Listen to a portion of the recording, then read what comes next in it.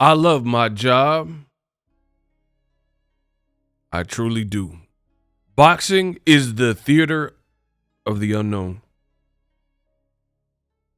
where you can expect the unexpected. Only in boxing. No.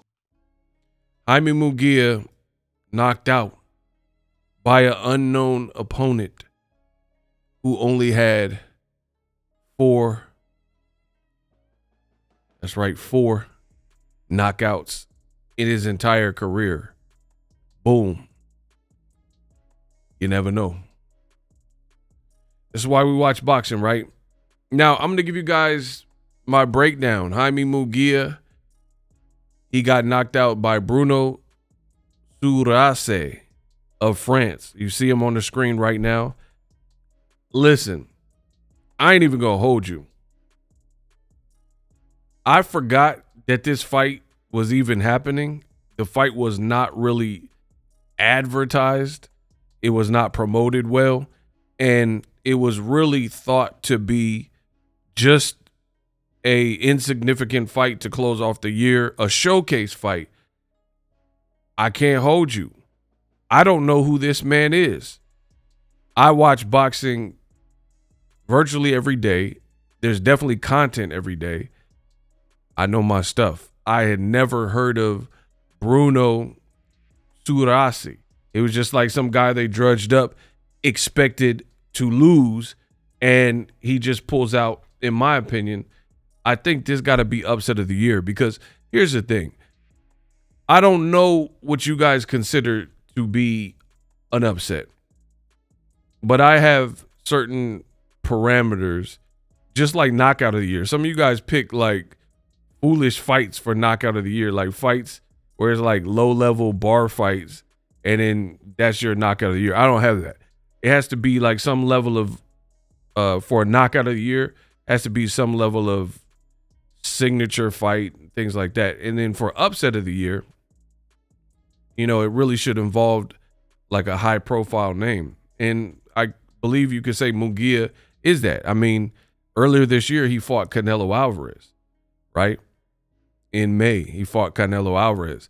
He didn't get knocked out by Canelo Alvarez. Now he's getting knocked out. But as you guys see on my post, make sure you guys follow me at Boxing Ego 1. I am the best in the business, and it is not even close.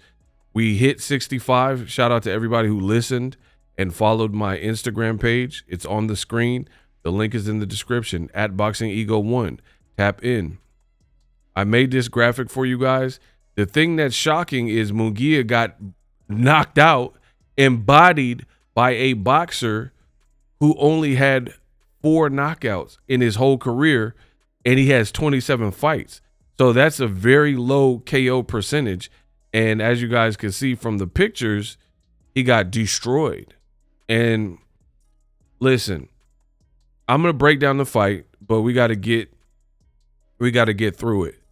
This was a major upset, and now the haters are in full effect, making excuses and stuff like that. And I'm talking about haters of other fighters. A lot of the race fans, they're making excuses. I've seen it all. Some people are like, oh, Munguia fought 4 times this year. Whose fault is that? Like, what are we talking about? That's foolish for his team to put him through, you know, a hard Canelo fight. You keep bouncing around with trainers, different trainers. Listen, I'm not accepting that. If he fought 4 times, that's on him. He chose to fight 4 times. Him and his team thought that this would be beneficial, and, you know, they rolled the dice, and what happened happened. So that's no excuse. Nobody told him to fight 4 times. That was a personal choice from him and his team. And, you know, you're switching from Golden Boy, Top Rank, or I don't even know what that situation is there, but this was a Top Rank card, and you got knocked out. There's no excuse for it. Because here's the thing. A guy like Bruno Surace, this wasn't supposed to happen. In the second round, he gets dropped by Munguia, and it looks like what I think they were intending and hoping would happen, right? They were hoping that this guy just showed up. He was inexperienced. He hadn't fought anywhere near the level of Munguia, and they probably thought he was going to just get bodied, and that's not what happened. So no excuses, because to be honest, Surace, he's the guy that had everything against him. This fight took place in Tijuana, in Mexico, where Jaime Munguia hails from. So it was in his own homeland, in his own country where he's from. This other dude is unknown. He has no power. He flew from France to Mexico. He was the B-side. He made less money. He got dropped in the second round. He could have at that point, in my opinion, you could have had a situation where Surace just packed it in like, oh, I'm out of my league. I shouldn't be here, and collect his check. And he could have folded after that, and he didn't. He came out. He got his bearings back because it was a pretty hard knockdown. It was a left hook from Jaime Munguia, and credit to Surace. He came back and got back in his bag and produced an upset, if not the upset of the year. And another reason why we're not going to make any excuses is this further proves how much of a deficit this Surace dude was at. Because at the beginning of this telecast, ESPN kind of announced him as pretty much a no-hoper. They put this graphic on the screen, which you now see on the screen. This guy's 26, so he's young. As you see, he's 25-0 with 2 draws. So 27 fights, and you see it in red. He only has 4 knockouts. That's not a lot considering he's been in 27 fights, right? So the age is good. Height, he's 6 foot. They even said on the ESPN telecast that Munguia looks to be the bigger fighter. They said, look at his back. Munguia looks like the more full-fledged 168-pounder. This dude came in, and he was not really bigger than Munguia. He had no experience, but look at these notes. 364 days since his last fight. So that means the man hadn't fought in 1 year prior to this. And look, the second thing says first time fighting outside of France. And he made his pro debut at the age of 18 in 2016. So we're talking about an opponent in Surace that hadn't fought in a year, so he was inactive, he was unknown, and he never fought outside of France. And then he did all this to Munguia, something even Canelo didn't do, which is catch the knockout, which I'll talk about more. So full credit, again, you gotta love boxing. As far as my breakdown, I'm not gonna go too much into detail. All you'll need to really know is that Munguia got knocked out in the 6th round by an unknown with only 4 knockouts in 27 fights. Crazy, crazy, crazy, crazy.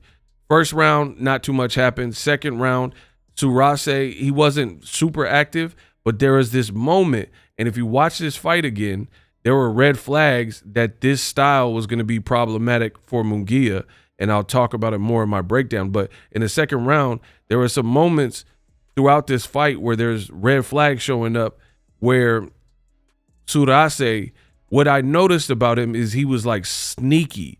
He was doing little subtle things, like he was comfortable on the ropes, which a lot of young fighters aren't, and he was like shelling up and he was looking to counter off the ropes.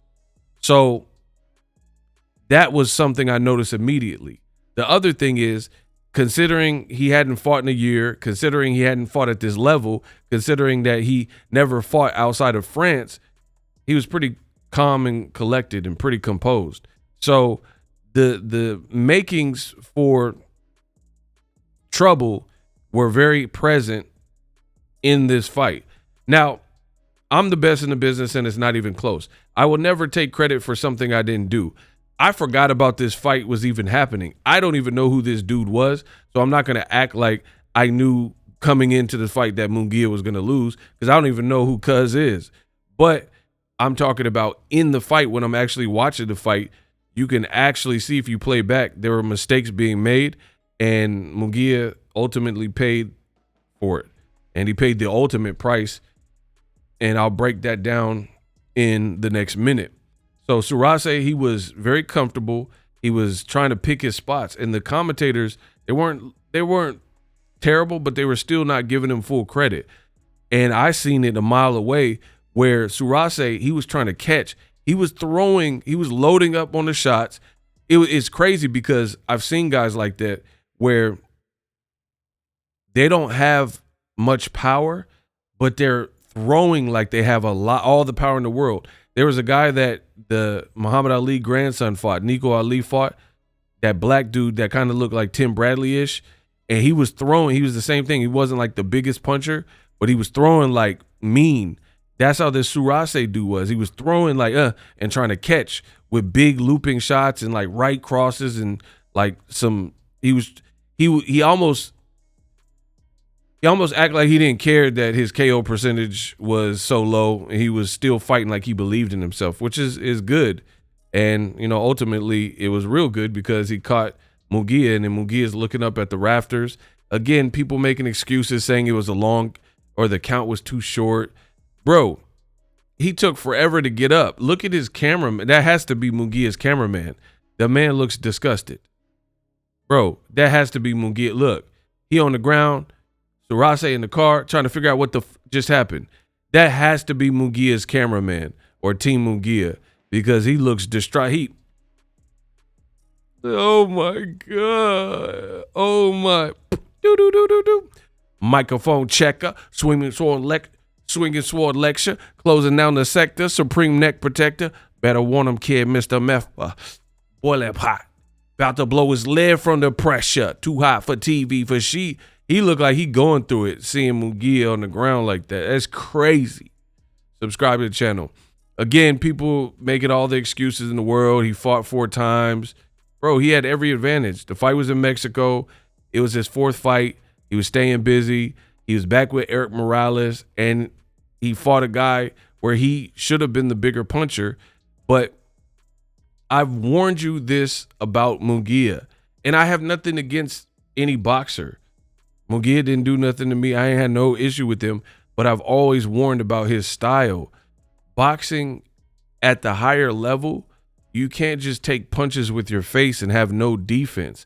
And Munguia, especially in this fight, after that knockdown, sometimes these knockdowns can be a curse to the fighter because they abandon whatever game plan because they know they like smell blood, and it's like he wanted to go to the club or something, so he was trying to make it a short night, and he got overzealous and greedy.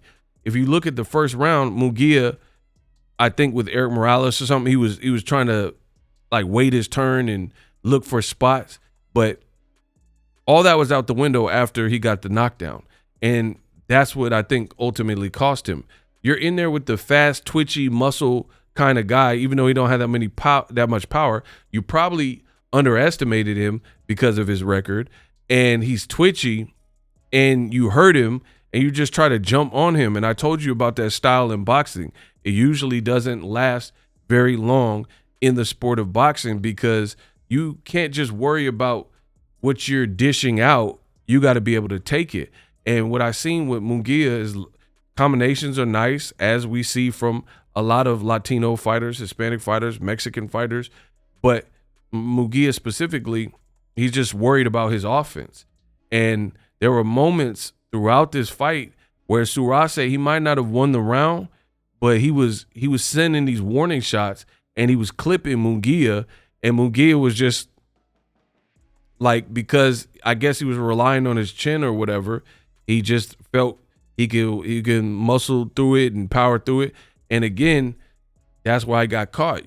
They say the punch that hurts you the most is the punch that you don't see coming. And he didn't see it coming, and he tried to bully Surace on the ropes. And then Surace caught him lacking. As soon as he was off the ropes and then he seen the shot, Surace seen a right and said, yeah, and just sniped him. I ain't a new jack. Nobody gon' Wesley snipe me. It's less than likely. Move back. Yet I breathe. Bro, he sniped him. And again, you guys can make all the excuses for Munguia that he fought 4 times. Oh, the ref. Why would the ref cheat on behalf of Munguia in Mexico, right? on a top ranked card who has a deal. They might now try to sign this Frenchman. Frenchie! They might now try to sign him now that he won. But there was nothing in favor of the Frenchman, so it makes no sense for the ref to be biased for the Frenchman in Mexico. The bottom line is he didn't like what he seen, and Munguia got up on like 8.5, 9 count, and then he almost ran head first into the ropes.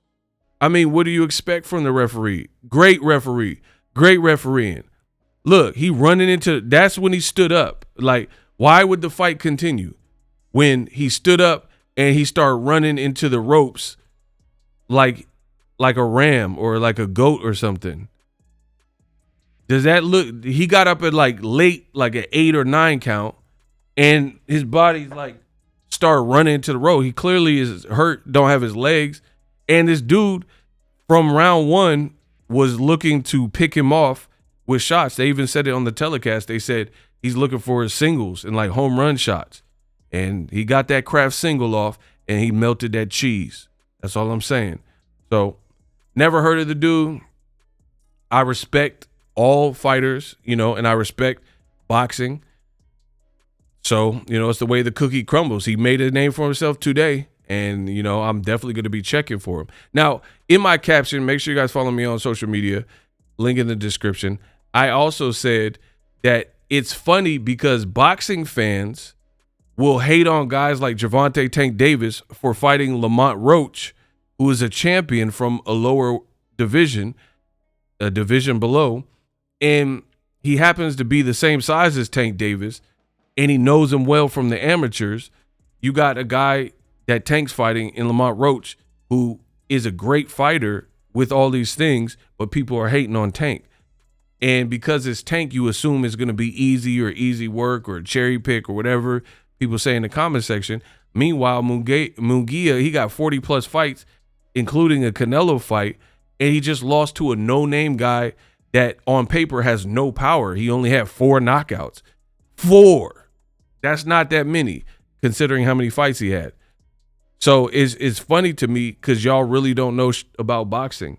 You guys continue to disrespect and, call everything a cherry pick, even if it don't make sense. I never heard of this dude, but I'll be honest. If I haven't heard of you, then I do my research. I don't just, I haven't heard of the guy, so he has to be horrible. The guy never fought outside of France and now immediately made a name for himself by beating a guy like Munguia, who has been at the higher levels. And again, this was easy. I seen this coming. If you watch how Munguia fights, Canelo got him. You look at the Derevyanchenko fight, he was hurt in that fight. And you can't just fight like that. And then also switching trainers. So if I had to break it down, I would say this is and I don't make excuses. The biggest things against Munguia are these things. You're fighting too much after a grueling fight where you got tore up by Canelo Alvarez. You underestimate this guy, Surace. And also, Munguia is a person who I believe is very big, who does these massive weight cuts. And this young generation is going to learn one way or the other. You're depleting yourself. Stop going so far to the right in your off season and then doing fat camps in order to make weight for your fight and then wonder why you're spent and depleted. You're straying way too far. So these are some of the things that I've noticed that I think played into this. Tough fight with Canelo, and then you continue to fight. That's, whatever. But he wasn't supposed to lose to this dude. And I think he's doing these crazy weight cuts where who knows how you feel. There was one Munguia fight where it looked like he was about to pass out. He was about to pass out after the weigh-in, So bad luck for Munguia. And, I'm not saying it because I don't really believe in luck, but I'm just saying it was a bad look more than bad luck for him to lose to a guy with no power. I don't know what Top Rank's going to do. I don't know if he's still with Golden Boy, but you just got with Top Rank, and within your second fight, I believe, you're already getting knocked out. So I don't know. I don't know where you go. Berlanga and some other people wanted to fight him. And it's funny because I've told you guys this for a while. I don't have a hating boat in my body. But I told you, David Benavidez, David Morrell, these were fights where I told you, I'm glad Benavidez is fighting Morrell. That's an amazing fight. If either Benavidez or Morrell were to have fought Munguia, it's the same outcome, probably a bit worse, because those guys are big. Those guys are like 6'2", and Munguia is getting hit too much. He getting hit too cleanly and too much.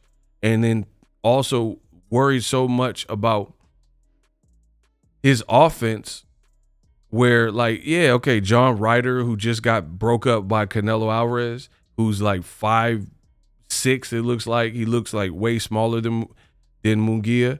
You could get away with it with guys like that. But this dude, Bruno Surace, he could box a bit, and he was trying to catch you throughout the fight, and you didn't peep any of the signs. You didn't peep none of the signs that he was trying to line you up for these big shots, and you were just going to work. And I think the knockout was imminent, and the knockdown for Munguia was ultimately kind of his undoing, because he got too crazy and too hyphy once he got that knockdown, and he just started going ham and throwing hooks and trying to get him on the ropes. I don't know if he was trying to make it a short night, but he definitely paid this night.